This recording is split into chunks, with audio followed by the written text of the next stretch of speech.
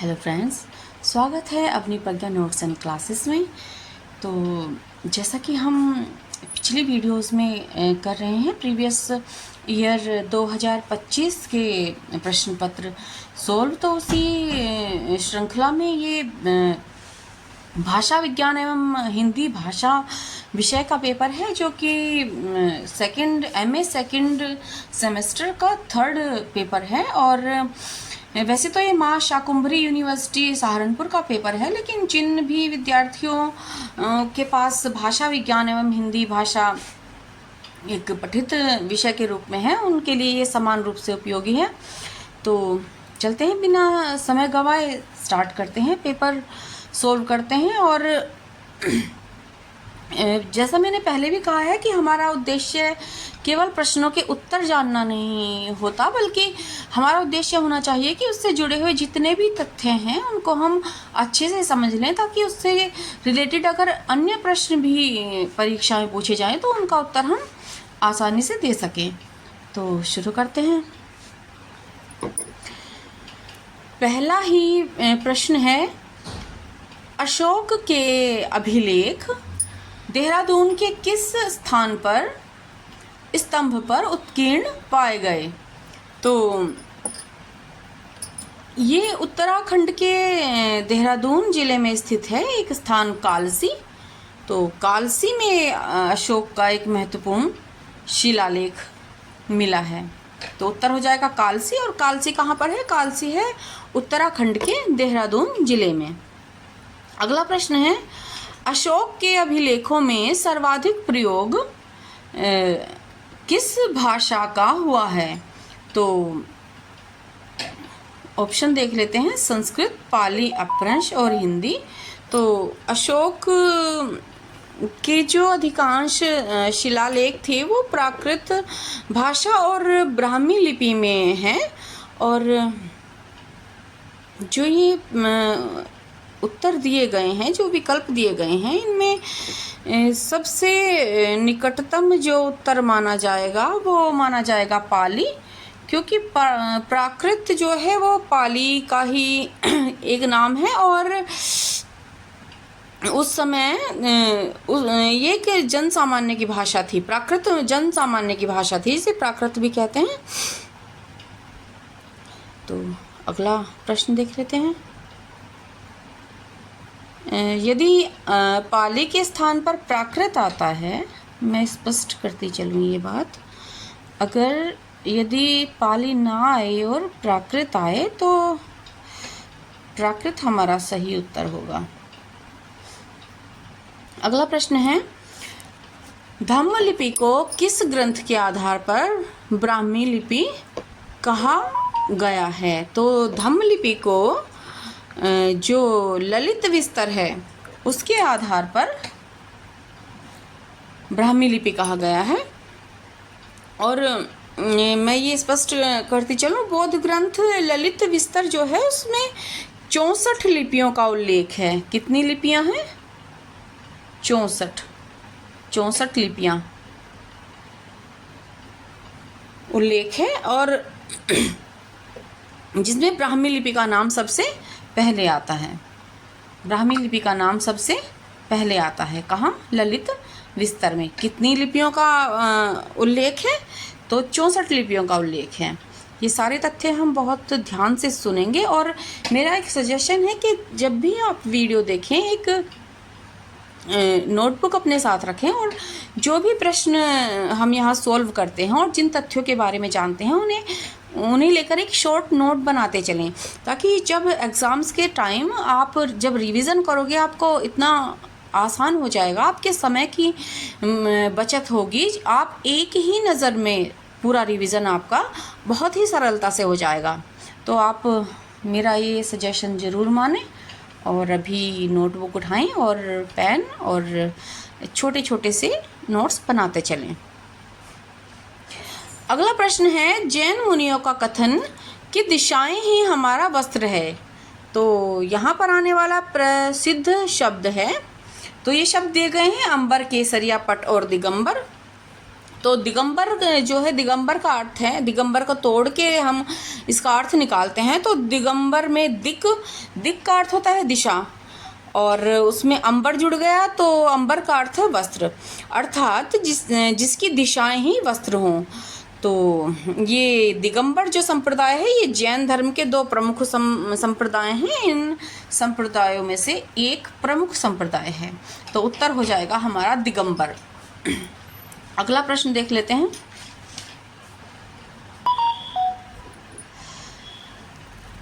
डिंगल और पिंगल रूपों का प्रयोग किन काव्य ग्रंथों में किया गया है?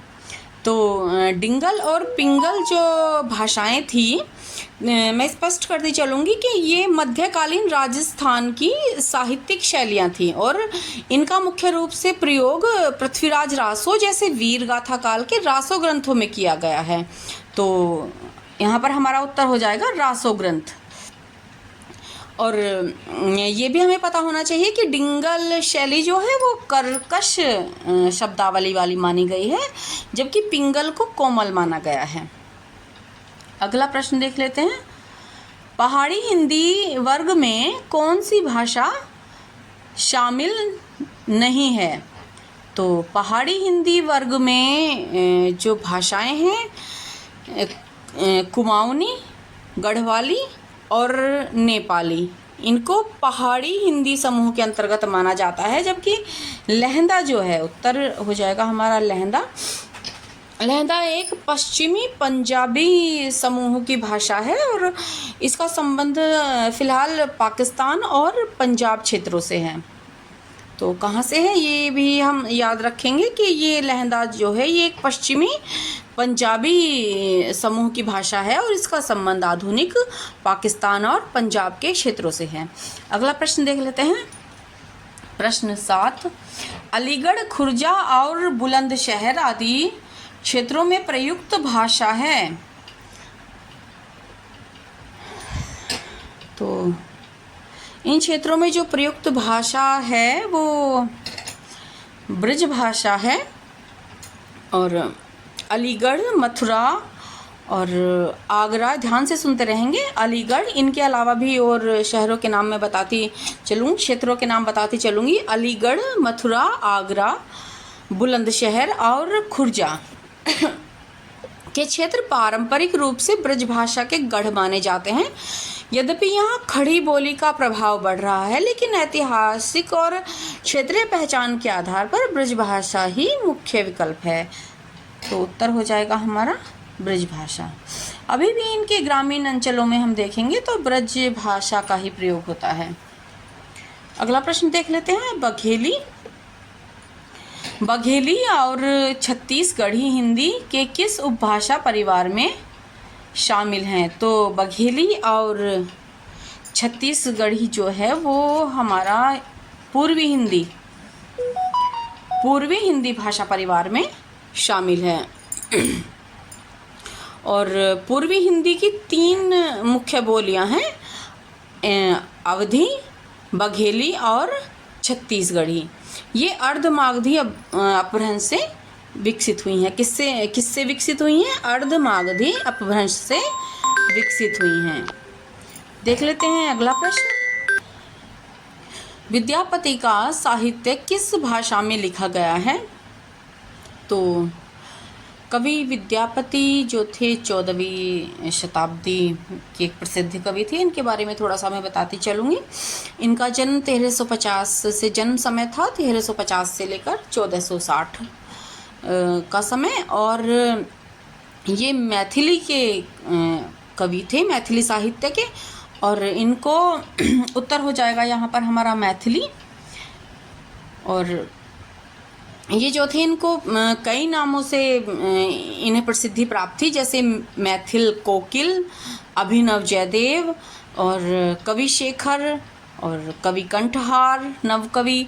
तो ये सारे ही उपाधियां हमें याद रखनी हैं, क्योंकि प्रश्न इस प्रकार भी पूछा जा सकता है कि मैथिल कोकिल के नाम से कौन प्रसिद्ध थे, तो या अभिनव जयदेव के नाम से, या कवि शेखर किन्हें कहा जाता है, या कवि कंठहार किन्हें कहा जाता है। तो इन सब का उत्तर एक ही है, ये थे कवि विद्यापति।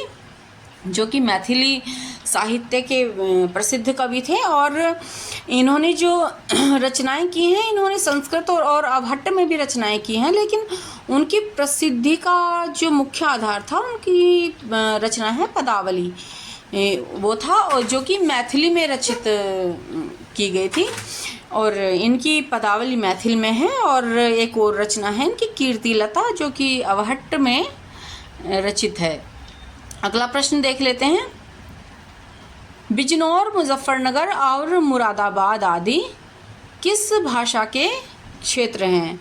तो पश्चिमी उत्तर प्रदेश के हैं ये ज़िले, बिजनौर, मेरठ, मुजफ्फरनगर, मुरादाबाद। और ये मुख्य रूप से खड़ी बोली या जिसे कोरवी बोली भी कहा जाता है, तो खड़ी बोली के या कोरवी बोली के क्षेत्र माने जाते हैं। तो यहाँ पर सही उत्तर हो गया हमारा खड़ी बोली।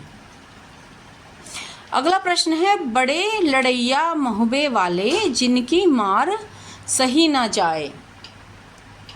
तो ये आल्हा खंड की उक्त पंक्तियाँ किस बोली की हैं? ये आल्हा खंड की ये पंक्तियाँ, ये बुंदेली जो बोली है उसकी पंक्तियाँ हैं।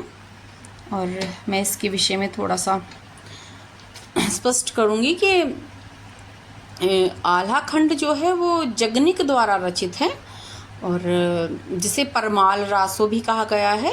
और जगनिक द्वारा रचित आल्हा खंड या परमाल रासो बुंदेलखंड के महोबा के वीर थे आल्हा और उदल, उनकी वीरता पर आधारित है। और इसकी मूल भाषा बुंदेली की एक बोली है जिसे कहा जाता है बनाफरी। तो ये सारी चीज़ें हम याद रखेंगे। चलते हैं अगले प्रश्न की ओर। इनमें सत्य कथन चुनिए। तो कथन देख लेते हैं।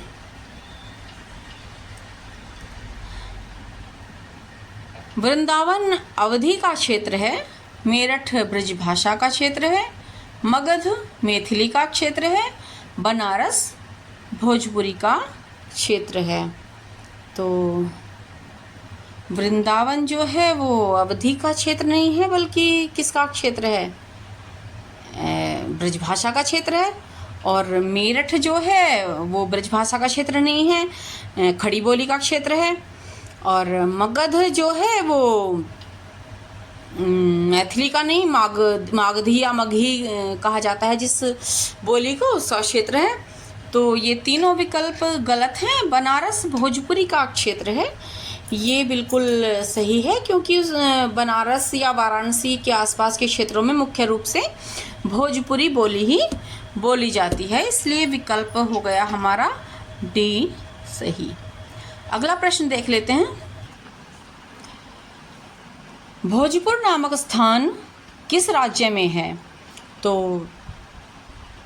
भोजपुर जो स्थान है वो वैसे तो ये एक ऐतिहासिक स्थान है जो कि मध्य प्रदेश राज्य में स्थित है। उत्तर हो जाएगा हमारा बी। और मध्य प्रदेश के भी ध्यान रखेंगे हम, रायसेन ज़िले में स्थित है। और एक और मैं इंटरेस्टिंग तथ्य आपको बताना चाहूँगी कि यहाँ पर एक विशाल मंदिर है जिसका नाम भोजेश्वर मंदिर भी है, और भोजेश्वर मंदिर के लिए भी ये स्थान प्रसिद्ध है। अगला प्रश्न है, हिंदी भाषा के मानकीकरण का महत्वपूर्ण प्रकाशन किस पत्रिका के द्वारा संपन्न किया गया? तो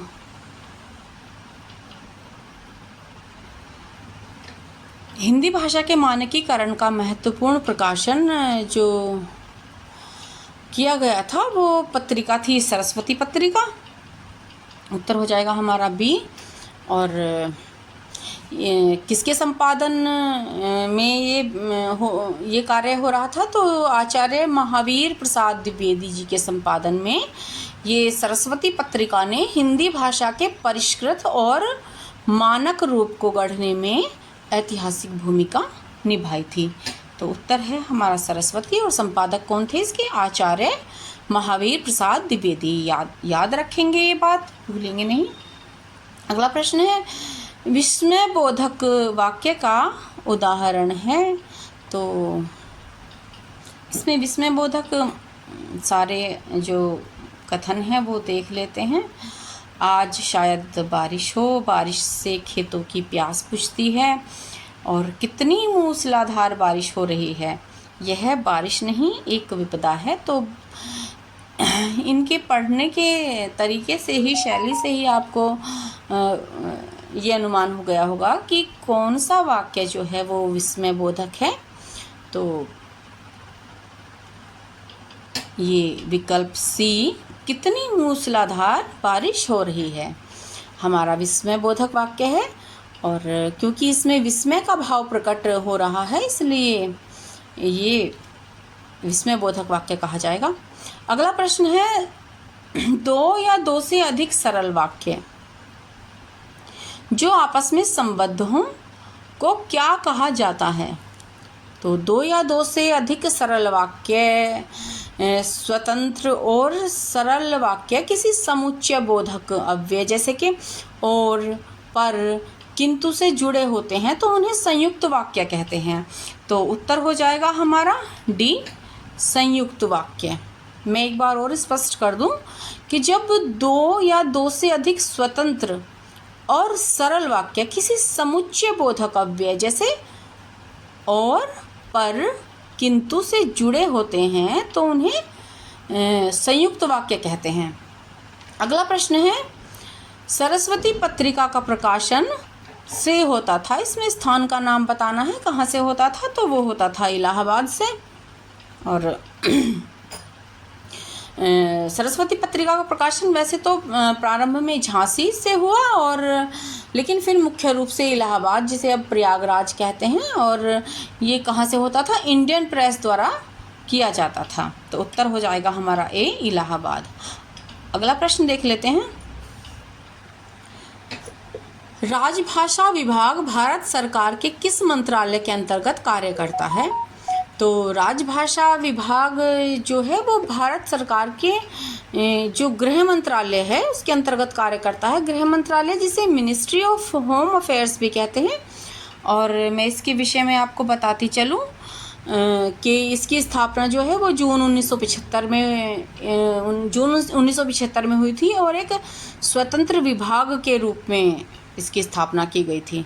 तो उत्तर हो जाएगा हमारा सी, गृह मंत्रालय। अगला प्रश्न है, संविधान की किस अनुसूची में भारतीय भाषाओं को मान्यता दी गई है। तो ये था भारतीय संविधान की 8वीं अनुसूची, 8वीं अनुसूची जिसे 8th शेड्यूल भी बोलते हैं। 8वीं अनुसूची में भारतीय भाषाओं को मान्यता दी गई है। और वर्तमान में इसमें कितनी भाषाएं हैं, कुल इसमें 22 भाषाएं शामिल हैं, याद रखेंगे। तो उत्तर हो जाएगा हमारा डी, 8वीं अनुसूची।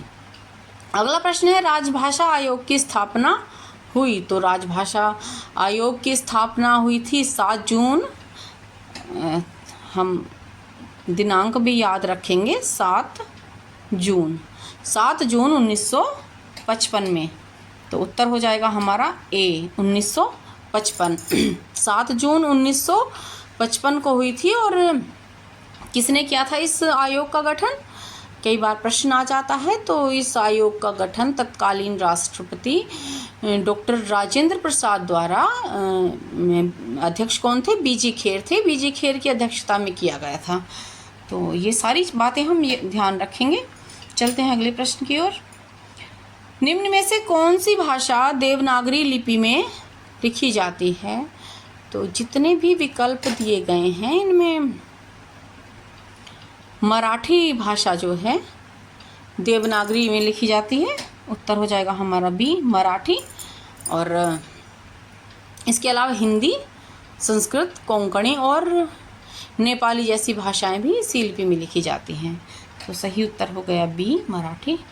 अगला प्रश्न देख लेते हैं, किसी राष्ट्र के इतिहास, संस्कृति और आत्मगौरव को व्यक्त करने वाली भाषा कहलाती है। तो जो भाषा पूरे राष्ट्र की संस्कृति, सांस्कृतिक पहचान और गौरव को दर्शाती हो तो उस भाषा को कहा जाता है राष्ट्र भाषा। उत्तर हो जाएगा हमारा सी, राष्ट्रभाषा। देखते हैं अगला प्रश्न। भारत की अधिकांश लिपियों का विकास किस लिपि से हुआ था? तो भारत की जो अधिकांश लिपियां हैं उनका विकास जो था वो ब्राह्मी लिपि से हुआ था। और ब्राह्मी लिपि मैंने पहले भी बताया है कि ये भारत की सबसे प्राचीन जो लिपियां हैं उनमें से एक है। और देवनागरी, बंगाली, तमिल जैसी अधिकांश जो भारतीय लिपियां हैं उन सभी का जन्म ब्राह्मी लिपि से ही हुआ है। तो ये सारी चीज़ें हम याद रखेंगे। मैं फिर से स्मरण कराना चाहूँगी कि जितने भी प्रश्न मैं यहाँ पर पढ़ती हूँ और उनके उत्तर बताती हूँ, इसके अलावा उनसे जुड़े जितने भी तथ्य बताती हूँ उनके नोट्स आप साथ में बनाते चलें तो आपकी बहुत अच्छी परीक्षा के लिए तैयारी हो जाएगी और बहुत बड़ा खजाना आपके पास प्रश्न उत्तरों का तैयार हो जाएगा। और एक नज़र में ही आप एग्ज़ाम टाइम में बहुत कम समय में बहुत ज़्यादा रिवीजन कर पाओगे। अगला प्रश्न है, किसी शब्द के आगे लगकर अर्थ परिवर्तन करने वाला शब्दांश कहलाता है? तो क्या कहलाता है? उत्तर हो जाएगा हमारा ए, उपसर्ग कहते हैं उसे। और उपसर्ग वे शब्दांश होते हैं, इसकी परिभाषा मैं रिपीट कर देती हूँ आपके सामने कि उपसर्ग वे शब्दांश होते हैं जो किसी मूल शब्द से पहले जुड़कर उसके अर्थ में बदलाव या विशेषता ला देते हैं। तो अगला प्रश्न है, संतोष में सही उपसर्ग है, संतोष में उपसर्ग है सम। उत्तर हो जाएगा हमारा बी, क्योंकि देख लेते हैं इसको कैसे सोल्व किया है। क्योंकि संतोष शब्द जो है उसका अगर हम संधि विच्छेद करते हैं तो बनता है सम जमा तोष। तो संधि विच्छेद करने के बाद स्पष्ट हो रहा है कि यहाँ पर उपसर्ग जो है सम है। उत्तर हो जाएगा हमारा बी। अगला प्रश्न है, अति उपसर्ग लगाकर सही शब्द है। तो अति उपसर्ग लगाकर जो शब्द बनता है वो स्पष्ट है, अत्यंत है। उत्तर हो जाएगा हमारा सी, क्योंकि अति इसका भी हम संधि विच्छेद करके देखते हैं। अति जमा अंत। तो अति जमा अंत के मेल से बना अत्यंत। तो यण संधि के नियम के अनुसार, कौन सी संधि? यण संधि के नियम के अनुसार जो अन्य विकल्प हैं उनमें जो है अति उपसर्ग का सही प्रयोग नहीं हुआ है। किस में हुआ है? अत्यंत में। तो उत्तर हो जाएगा हमारा सी। अगला प्रश्न देख लेते हैं। किसी शब्द के पीछे लगकर उसके अर्थ में परिवर्तन करने वाला शब्दांश कहलाता है। तो किसी शब्द के पीछे लगकर उसके अर्थ में परिवर्तन करने वाला शब्दांश, तो जो शब्द के पीछे लगता है वो शब्दांश होता है प्रत्यय। अभी हमने पिछले जो 3 प्रश्न पढ़े हैं वो थे उपसर्ग के विषय में। जो आगे लगता है शब्दांश के, जो शुरू में पढ़ते हैं उन्हें उपसर्ग कहते हैं, और जो अंत में यानी कि पीछे जुड़ते हैं उन्हें प्रत्यय कहते हैं। तो ये बात हम ध्यान रखेंगे। अगला प्रश्न है, ई प्रत्यय किस शब्द में लगा है? तो प्रत्यय का अर्थ हम जानते हैं, जो शब्दांश अंत में लगते हैं। तो देख लेते हैं, कुर्सी, पानी, हानि, आनी। तो इसमें जो ई बड़ा ई है ये, तो बड़ा ई जो लगा है वो लगा है आनी। उत्तर हो जाएगा हमारा डी, क्योंकि हम अब इनके विषय में भी स्पष्ट करते चलेंगे, पानी और कुर्सी और हानि के बारे में। तो यहाँ आन जो है, आन वो मूल शब्द है, और इस मूल शब्द में बड़ी ई प्रत्यय जुड़ा है जिससे कि बना है आनी।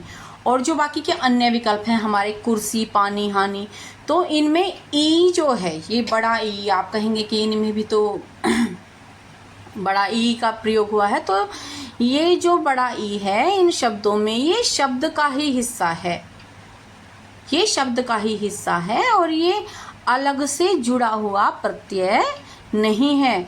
ये सारी चीज़ें हमें ध्यान रखनी है और तभी अपने उत्तर को हमें सेलेक्ट करना है। तो उत्तर हो गया हमारा आनी। अगला प्रश्न है राजकुमार में कौन सा समास है? तो राजकुमार में समास हो गया तत्पुरुष, क्योंकि राजकुमार का समास विग्रह है राजा का कुमार, तो जिसमें का विभक्ति का लोप होता है और इसलिए यह संबंध तत्पुरुष समास का उदाहरण है। राजकुमार अर्थात राजा का पुत्र। अगला प्रश्न है वे शब्द जिनमें लिंग, वचन और कारक बदलने पर भी कोई परिवर्तन नहीं होता है। यदि आप चाहते हैं कि मैं बाकी ये समास एक्सप्लेन करूं तो प्लीज़ कमेंट में जाकर मुझे कमेंट करें और तो मैं इनको भी बहुत अच्छे से एक्सप्लेन करूंगी। बाकी मुझे लगता है कि शायद आप चाह रहे होंगे कि मैं पेपर को जल्दी से एक्सप्लेन कर दूं, तो इसीलिए लगता है, क्योंकि यदि आप कमेंट करेंगे तो मुझे भी ये स्पष्ट होता चलेगा कि मेरा स्पष्टीकरण आपको कितना सुविधाजनक प्रतीत होता है। तो प्रश्न है हमारा वे शब्द जिनमें लिंग, वचन और कारक बदलने पर भी कोई परिवर्तन नहीं होता है। तो इसका उत्तर हो जाएगा हमारा सी, अव्यय। क्योंकि अव्यय जो है वो ए जमा व्यय, इसका अर्थ है जिसका व्यय या परिवर्तन न हो। और इन्हें एक और शब्द भी कहा जाता है, इन्हें कहते हैं अविकारी शब्द। अविकारी शब्द, इसके उदाहरण भी बताऊंगी मैं आपको, जैसे और, तथा, धीरे धीरे आदि। अगला प्रश्न देख लेते हैं। सभी वस्तुएं पुल्लिंग होती हैं केवल को छोड़कर। तो इन सारी वस्तुओं को देख लेते हैं। सोना, हीरा, पीतल, चांदी। तो यदि हम थोड़ा सा ध्यान से प्रश्नों को देखेंगे तो उत्तर हमें बहुत जल्दी स्पष्ट हो जाता है। तो क्योंकि इस प्रश्न पत्र में बहुत सारी चीज़ें व्यवहारिक ज्ञान से जुड़ी हुई पूछी जाती हैं, तो हमें स्पष्ट है कि सोना को हम पुल्लिंग रूप में प्रयुक्त करते हैं। तो सोना, लोहा, तांबा और हीरा, पीतल, ये जितनी भी धातुएं हैं इनको पुल्लिंग माना जाता है। जबकि चांदी जो है, चांदी को अपवाद स्वरूप क्या माना गया है? स्त्रीलिंग। तो उत्तर हो जाएगा हमारा डी, चांदी। अगला प्रश्न है द्वंद्व समास का सही उदाहरण है। तो द्वंद्व समास का सही उदाहरण है, स्पष्ट है, लोटा, डोरी।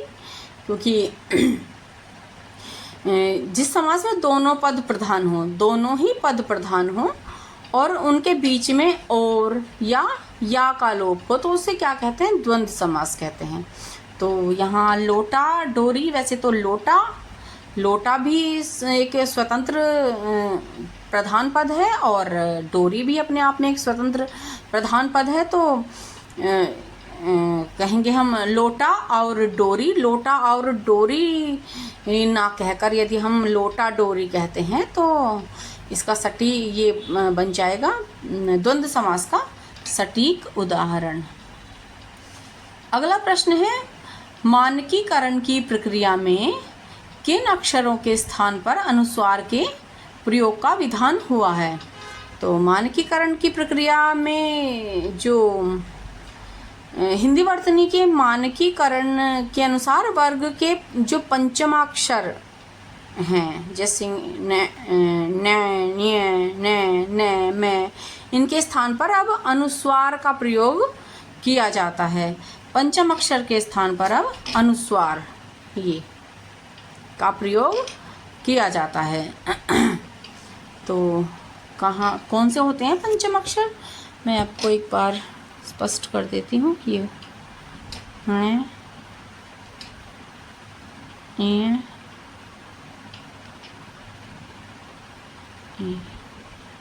और न